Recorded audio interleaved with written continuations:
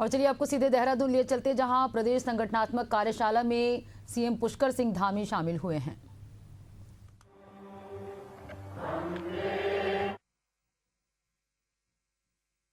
तस्वीरें आप देख रहे हैं देहरादून में आयोजित प्रदेश संगठनात्मक कार्यशाला की, जहां उत्तराखंड के सीएम पुष्कर सिंह धामी शिरकत किए हैं। तो पुष्कर सिंह धामी की ये तस्वीरें आप देख रहे हैं, कुआंवाला से सीधी लाइव तस्वीरें आपको दिखा रहे हैं। प्रदेश संगठनात्मक कार्यशाला का आयोजन किया गया है और इस कार्यशाला में उत्तराखंड के सीएम पुष्कर सिंह धामी मौजूद हैं।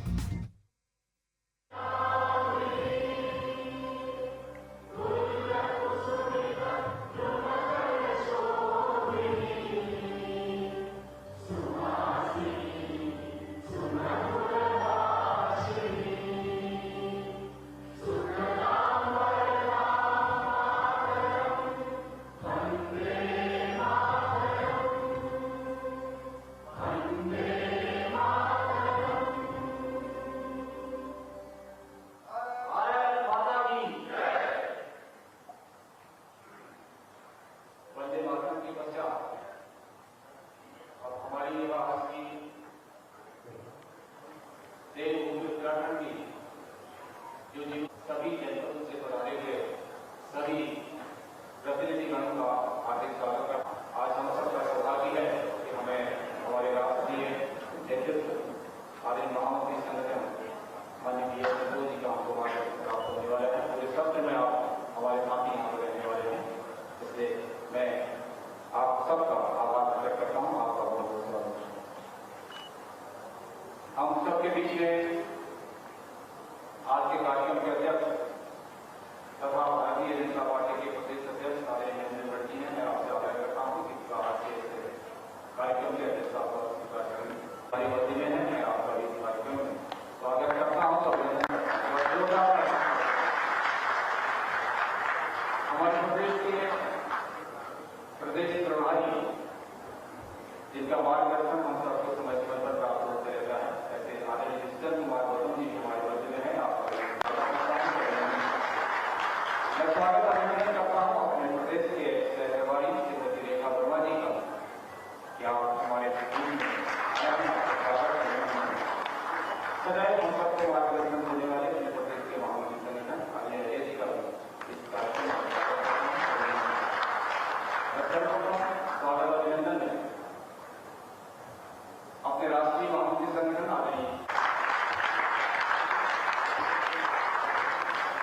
माननीय मुख्यमंत्री आदरणीय पुष्कर सिंह धामी जी से निवेदन करता हूं कि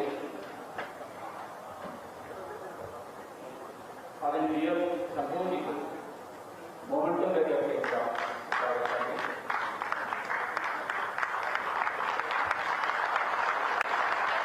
सीएम धामी संबोधित कर रहे हैं कार्यक्रम को और पूरे समर्पण के साथ काम करेंगे।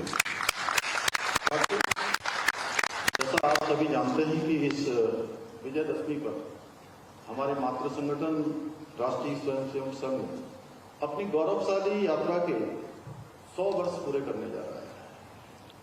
ये केवल एक शताब्दी पूर्ण होने का उत्सव नहीं है, बल्कि उस अखंड साधना का स्मरण भी है जिसके बल पर संघ ने राष्ट्र को विचार और संस्कार से जोड़ने का कार्य किया है। ये हमारा सबका सौभाग्य है कि हम ऐसे वैचारिक संगठन के सदस्य हैं जिनके लिए राष्ट्र प्रथम, संगठन द्वितीय और व्यक्ति अंतिम हमेशा रहा है। जिस प्रकार वटवृक्ष अपनी गहरी जड़ों से शक्ति प्राप्त करता है, उसी प्रकार भारतीय जनता पार्टी की जड़ें संघ की विचारधारा और समर्पित कार्यकर्ताओं की तपस्या से सींची गई हैं और यही हमारी संगठनात्मक शक्ति का मूल आधार है। साथियों, संघ की प्रेरणा से आज आदरणीय प्रधानमंत्री जी के नेतृत्व में भारत अपनी सांस्कृतिक पुनर्जागरण के अमृत काल में प्रवेश कर चुका है। वर्षों तक जो स्थान हमारे उपेक्षित रहे, हमारा गौरवशाली इतिहास, सांस्कृतिक विरासत, आज न केवल उसको पुनर्स्थापित किया जा रहा है, बल्कि राष्ट्रीय चेतना का आधार भी बनाया जा रहा है। और आज हमारी सनातन संस्कृति की पताका पूरे विश्व के अंदर गर्व से लहरा रही है और भारत अपनी जड़ों से जुड़ते हुए पुनः विश्व गुरु बनने के मार्ग पर तेजी से अग्रसर हो रहा है। चाहे अयोध्या में भव्य रामलला के मंदिर का निर्माण हो, बद्रीनाथ केदारनाथ धाम में नव निर्माण या मास्टर प्लान पर काम होना हो, बाबा विश्वनाथ के गलियारे का विस्तार हो या महाकाल लोक का निर्माण हो, हमारी धार्मिक धरोहरों को जिस प्रकार से सजाया और संवारा जा रहा है वो भूतो न भविष्य थी। आज आदरणीय प्रधानमंत्री जी के नेतृत्व में जहां एक और कश्मीर में धारा 370 की समाप्ति हो, ट्रिपल तलाक जैसे कुप्रथा का अंत हो, नागरिकता संशोधन एवं वक्फ संशोधन जैसे कानूनों के माध्यम से एक भारत श्रेष्ठ भारत की परिकल्पना को साकार किया जा रहा है।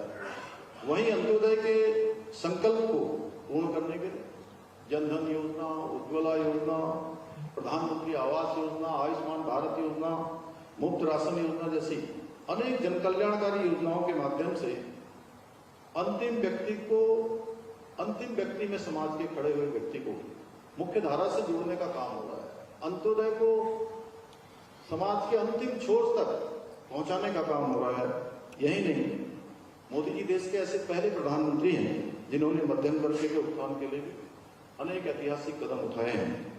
आज जहां एक और मध्यम वर्ग को लाभ पहुंचाने के लिए 12,75,000 रुपए तक की आय को कर मुक्त किया गया है, वहीं नेक्स्ट जनरेशन जीएसटी सुधारों के माध्यम से न केवल नागरिकों को बड़ी राहत दी गई है बल्कि हमारे स्थानीय उद्योगों और व्यापारियों को एक नई ऊर्जा और गति मिली है।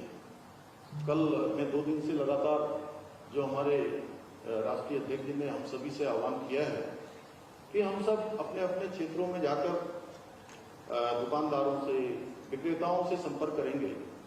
तो मुझे आप सबको बताते हुए खुशी है कि पहले दिन और दूसरे दिन, 2 दिन में, अभी तीसरे दिन भी इसके बाद जाने का कार्यक्रम है। तो मैं 2 दिनों जिन जिन प्रतिष्ठानों पर गया हूं उनके चेहरों को देखकर, उनकी बात में उत्साह देखकर सच में मेरा भी उत्साह बढ़ गया। पूरे दिन भर काम मुझे कहा कि एक तो हमारी बिक्री बहुत बढ़ गई है। तो मैंने कहा आपकी बिक्री बढ़ी है ये अच्छी बात है, लेकिन जो खरीदार आ रहे हैं उनके बारे में आप क्या कह रहे हैं? तो कह रहे हैं जो भी खरीदार आ रहे हैं वो भी जो है प्रधानमंत्री जी का, केंद्र सरकार का धन्यवाद कर रहे हैं। कि और कल मैं बिक्री की दुकान में गया, मैंने देखा उसमें किसी में 100 रुपये कम हो गए, जो 500 का मिलता था वो कोई 425 का हो गया, कोई 400 का मिलता था तो 350 का हो गया। ऐसे ही जो है सारे हमारे जितने साथ में, इसी प्रकार फ्रिज भी जो है 5-5 हजार तक सस्ता हो गया। जो बड़ा स्लैब था एक, उसको घटा के और लगभग जो भी हमारी दैनिक उपयोग की वस्तुएं हैं उस सभी की सभी सस्ती हो गई है। बहुत बड़ा ऐतिहासिक निर्णय आदरणीय प्रधानमंत्री जी ने लिया है। आज आदरणीय प्रधानमंत्री जी के नेतृत्व में नए भारत की शक्ति से संपूर्ण विश्व परिचित हो रहा है। विश्व के बड़े बड़े देश आश्चर्यचकित हैं।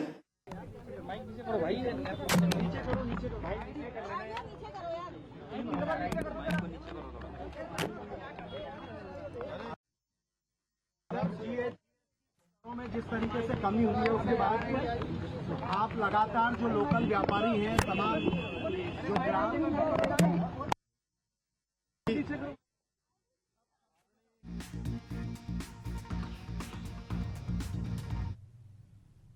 मध्यम वर्ग के हित में, गरीब लोगों की और आम जनता, सामान्य जनता और सभी वर्गों के लिए जो ये जीएसटी की दरों में कमी की है उसका परिणाम साफ दिखाई दे रहा है। 22 सितंबर से ये जो नई दरें लागू हुई हैं, मैं लगातार व्यापारी बंधुओं से, आज तीसरा दिन है, 3 दिनों से लगातार मैं हर एक अलग अलग जो वस्तुएं बेचने वाले हैं उन अलग अलग प्रतिष्ठानों पर मैं गया हूं।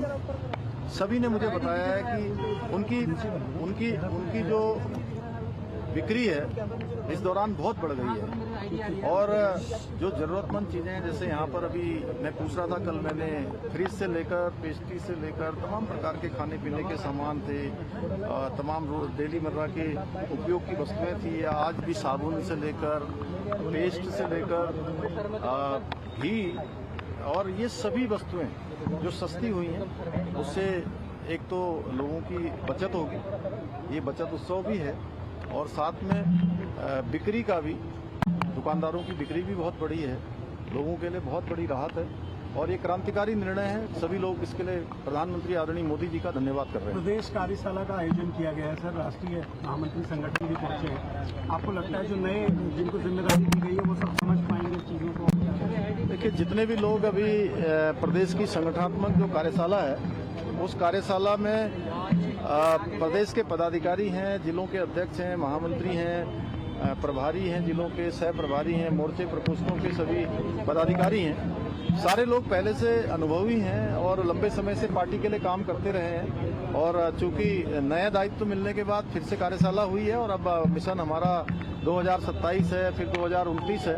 उन सभी के लिए टीम काम करेगी। इस टीम के जिम्मे बड़ा दायित्व आया है, तो अभी नए जोश के साथ सब लगे, ऐसा आह्वान करने के लिए सभी कार्यकर्ता एकत्र हुए हैं और आदरणीय बीएल संतोष जी का भी यहाँ पर जो है उनका भी आज यहाँ उद्बोधन मिलेगा। कल खालिद को पकड़ा गया सर, मुख्य आरोपी के तौर पे कहा जा रहा है। अभी पुलिस बहुत सारी चीजें सामने भी लाएगी, आप किस तरह से इसे देख रहे हैं? देखिए, किसी भी कीमत पर युवाओं के, नौजवानों के भविष्य के साथ खिलवाड़ नहीं होने दिया जाएगा। चाहे कोई भी इसमें दोषी पाया जाएगा उसके खिलाफ कार्रवाई होगी और ये हमारी जीरो टॉलरेंस की नीति है। जब से मैंने इस जिम्मेदारी पर काम करना प्रारंभ किया, जब भी मेरे सामने मामले आए हैं तब हमने इस पर कार्रवाई की है। 100 से ज्यादा नकल माफिया पहले ही जेल के सलाखों के पीछे जा चुके हैं।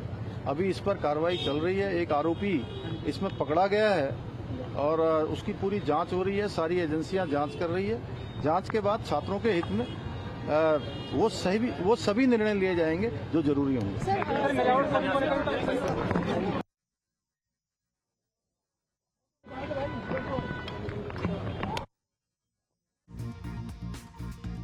कहीं जागरूक किया जा रहा है। मुख्यमंत्री के द्वारा जीएसटी बचत उत्सव का कार्यक्रम आयोजित किया गया है। बताते आपको कि यहाँ पर जितने भी दुकानदारों से जब मुख्यमंत्री मुलाकात करते हैं तो गुलाब का फूल उन्हें भेंट करके उनके चेहरे की जो मुस्कान होती है वो अलग हो जाती है। और यहाँ पर ये भी उन दुकानदारों के साथ बातचीत करके पता लगाया जा रहा है कि किस तरीके से जो आम जनता है उनको लाभ होगा, इसके साथ साथ जो दुकानदार हैं उनको भी लाभ होगा।